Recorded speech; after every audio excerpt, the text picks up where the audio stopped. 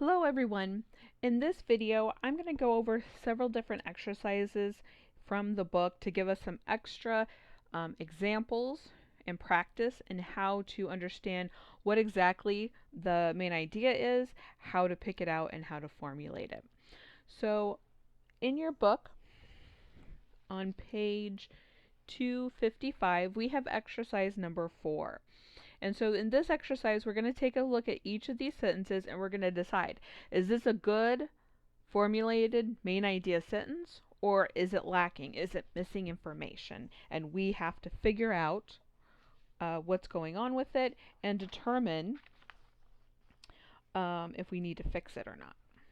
Okay, so number 1, the benefits of healthy diet. Okay, so are we saying anything about the benefits of a healthy diet? Are we saying they're good? Are we saying they're bad? We're not sure. So if there's not enough information here for us to figure out what they're trying to say about it, then it's not a complete main idea. Okay, so number 1 would not be a complete main idea. Number 2, there are several reasons HIV has not yet been eradicated. All right, do we know what we're talking about? Do we know what they're trying to say about it? Yes. Okay, we're talking about several reasons HIV has not yet been eradicated. We would expect then in the rest of that paragraph for the author to explain what those reasons are. Number 3, it was the biggest scare New York City ever experienced. What was? What was the biggest scare? We don't know. They just replaced it with the pronoun it. So this could be a sentence that you pick out of a paragraph and then you use formula number 1 where you replace it with whatever it is that we're talking about. Number 4, the importance of art and music in children's lives. So what are we saying about it? Is art and music important in children's lives? What are we saying about that importance? We're not finished yet. Okay, so this would not be a good main idea. Number 5, it is the best treatment available for preventing a heart attack. What is? What is the best treatment? We're not finished yet, okay? So here we can fix it. We could say what it is, replace the word it with what it is, and then that would be a good main idea. 6, there are 3 major types. Well, types of what? We're not finished yet. We don't know everything, so that wouldn't be a good main idea. Number 7, cell phones can be dangerous if people use them while driving. Do we know what we're talking about? Do we know what we're saying about it? Yes, we do. This would be a good main idea. 8, they can be dangerous if people use them while driving. What can? All it says is they. We don't know what they is. It could be anything. So it's not finished yet, but we could fix it by replacing they with our topic. Number 9, most of them are sleep deprived. Well, who are? Who's them? Okay, again, we have a pronoun. We need to replace that with who we're talking about. Number 10, it was a crowning moment in Olympic history. Well, what was? What's our it? Okay, so we're almost close, but we still don't know exactly what we're talking about. Number 11, whether the new plan will work. Well, so what? If it will work, is it that great? What will it do? We're not finished with our thought yet, so we need to still write some more and fix that. Number 12, using a study schedule has several benefits. Do we know what we're talking about and what we're saying about it? Yes, we're talking about using a study schedule, and our opinion about it is that it has several benefits. So that's a good main idea. Number 13, the government should not adopt this policy. Okay, it's almost okay, but what policy are we talking about? There's a lot of policies in government. So that's not a good main idea sentence yet. If we actually named what policy it was, then it would be a better main idea sentence. Number 14, how working too many hours affects college students' academic success. All right, so, well, what about it? How does it affect them? Okay, we're not finished yet. We haven't explained our opinion. So that's not a good main idea. But if we said in number 15, working too many hours affects college students' academic success, yes, that is good. Number 16, he moved from Guatemala to the United States. Who did? We don't know. But if we replaced he with the person's name, that would work.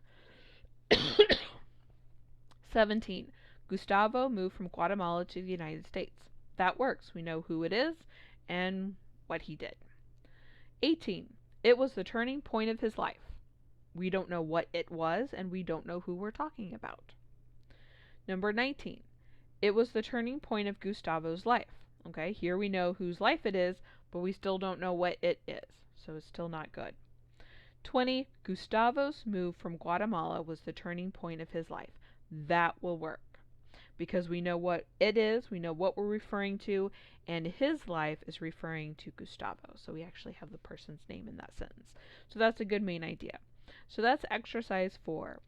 Now we're going to skip over the checkpoint. We'll do that last, but I want to do chapter 5, test your understanding, part 1 first. I think this will be a little bit of an easier setup, and then we'll get into the checkpoint, which is harder. So for each of these, they give us a paragraph that we have to read.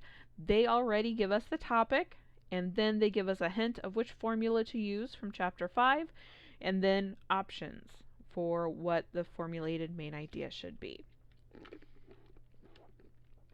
So, number 1, this paragraph comes from a biology textbook, and here with this paragraph we have a title. It says Fossils Tell a Story. Okay, and we already know that our topic is fossils.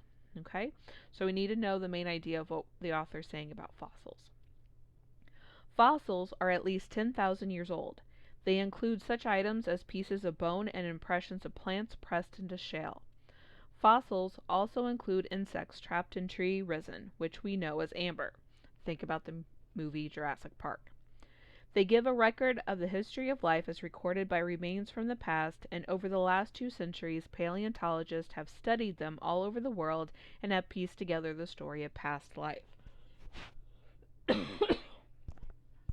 So here, we're looking at what are we talking about with fossils. Okay, remember, our sentence has to have the word fossil in it, and then the author's most important point. So are we saying A, fossils are at least 10,000 years old? Can we do better? Is there more of a point to this paragraph than that? B, fossils include such items as pieces of bone, impressions of plants pressed into shale, and insects trapped in tree resin.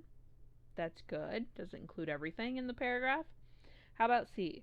Fossils give a record of the history of life as recorded by remains from the past, and over the last 2 centuries, paleontologists have studied them all over the world and have pieced together the story of past life. That's pretty good. That's pretty close.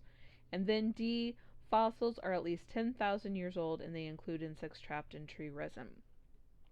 So for this one, it's going to be letter C, which is going to be our best bet for our formulated main idea. It has our topic, and then it has several points throughout the paragraph in it. Number 2. Alright, this one doesn't have a title, but we can see that there's some italics here. We've got header, we've got signature, message, and it tells us that our topic is basic elements of an email message. And it reads, a typical email message has a header. It includes the address of the person sending and receiving, and optionally anyone else who is to receive copies. The subject is a 1-line description used to present the topic of the message. There may be attachments such as documents or image files. The message, the second basic element, comes next. Finally, the signature provides additional information about the sender. This information might include the sender's name, address, and telephone number. So here we know our topic, basic elements of an email message. That has to be part of our sentence. So let's look at our choices. There are 3 basic elements of an email message: the header, the message, and the signature. That's pretty good. It does have our topic and what those elements are. B, there may be attachments such as documents or image files. Well, that doesn't have our topic in it, so we can't do letter B. C, the signature provides additional information about the sender, and this information might include the sender's name, address, and telephone number. Again, our topic is not included in this one, so it's not letter C. And then D, a typical email message has a header that includes the names of those sending and receiving, as well as a subject line. So it can't be a letter D either because it doesn't have our topic. So the only one with our topic is A. So that would be a good sentence at the beginning of this paragraph, and the rest of the paragraph would explain those basic elements of an email. Alright, next we have number 3 from an art appreciation textbook. And so here they've given us our topic, and there is some special print, conservation, and that is what our topic is. Conservation aims to slow the inevitable effects of time by keeping works of art in the safest possible conditions. It is one of the most important tasks of museums, where it is the job of highly trained specialists. Museums take many steps to prolong the life of objects in their care. Vulnerable objects are displayed in glass cases, where temperature and humidity can be carefully controlled. Works on paper are exhibited at low light levels, and paintings are kept away from direct light and camera flashes. Each object is examined regularly for signs of deterioration. So our main idea has to have our topic, and then the most important point that we want to talk about with this.